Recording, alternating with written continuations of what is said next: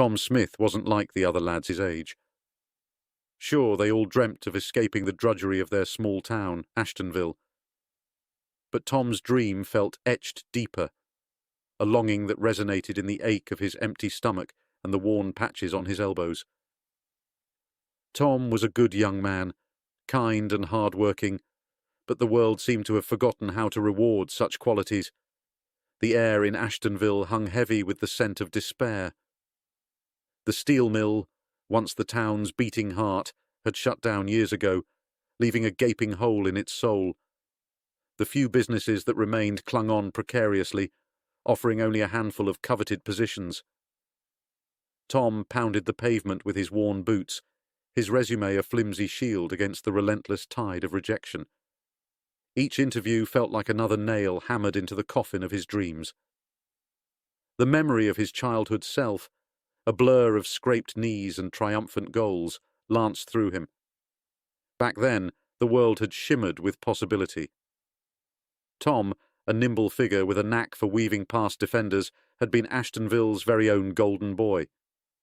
Local scouts had even whispered promises, but a growth spurt in the wrong direction had dashed those hopes like a deflated football. Now, the dusty trophies on his shelf mocked him with their faded glory. Football wasn't an option anymore, a bitter truth Tom had reluctantly accepted. Yet, a flicker of that old passion still burned within him. He poured his remaining energy into the local kids' league, coaching a ragtag team of misfits with the same fire that had once fueled his own dreams. Seeing the spark of determination ignite in their eyes was a small consolation, but it did little to fill the void in his own heart. One particularly gloomy Tuesday, as Tom shuffled home after yet another fruitless interview, a flyer fluttered to his feet. It advertised a grand reopening at the old community centre, a place that had stood dormant for years, shrouded in whispers of budget cuts and neglect. A sliver of hope, fragile as a spiderweb, clung to Tom's heart. Maybe, just maybe, something good would come out of this. The community centre was a revelation. Gone were the cobwebs and dust. In their place stood a bright, inviting space. A flurry of activity filled the air, volunteers bustling about, setting up tables and hanging colourful banners.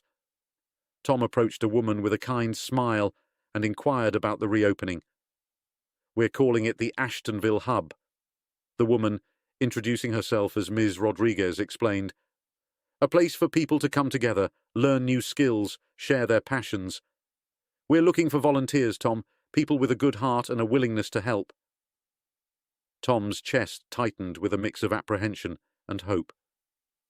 This wasn't a paying job, but it offered something more valuable, a chance to contribute, to make a difference, however small. He hesitantly volunteered to share his football knowledge at the centre. Ms. Rodriguez's eyes shone with genuine enthusiasm. The first day at the Ashtonville Hub was a whirlwind.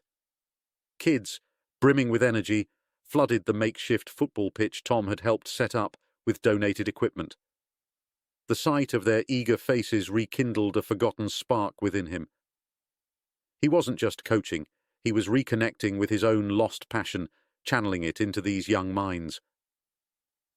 As weeks turned into months, the hub became the beating heart of Ashtonville once again.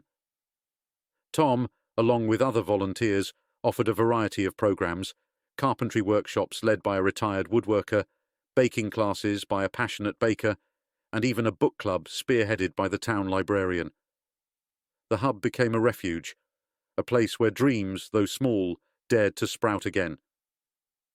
One evening, amidst the laughter echoing from the baking class, a familiar face walked in. It was Mr. Johnson, the owner of the struggling hardware store.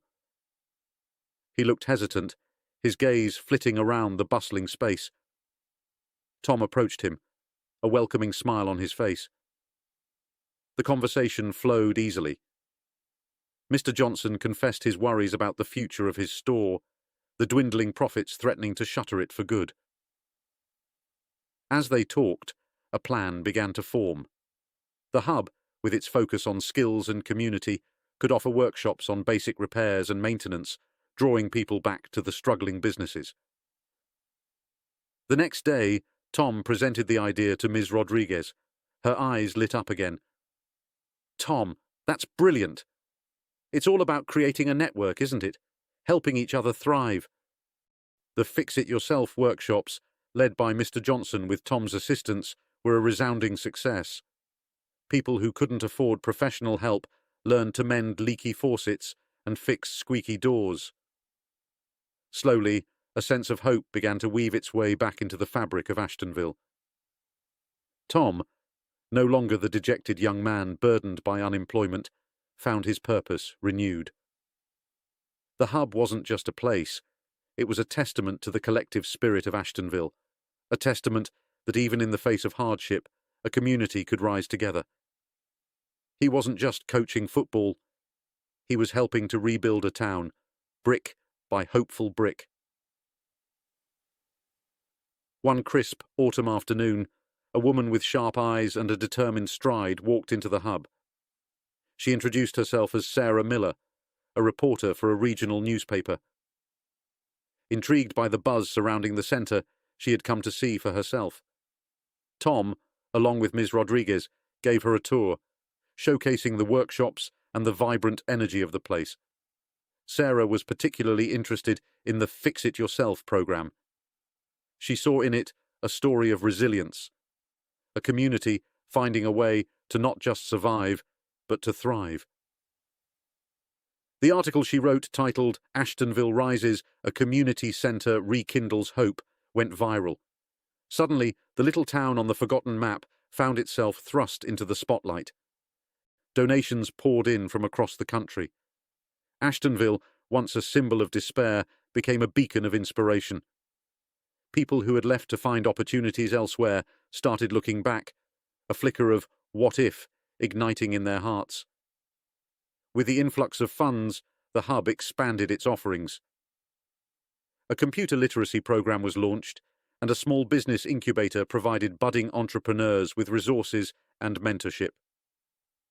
Tom, once an unemployed young man yearning for a job, found himself at the centre of it all. He was no longer just a volunteer, he was a leader, a community organiser, his passion for football morphing into a passion for empowering others. He mentored a young man named David, who dreamt of opening a sports equipment store. Together, they drafted a business plan, secured a loan from the incubator fund, and David's dugout became a reality. The success stories multiplied.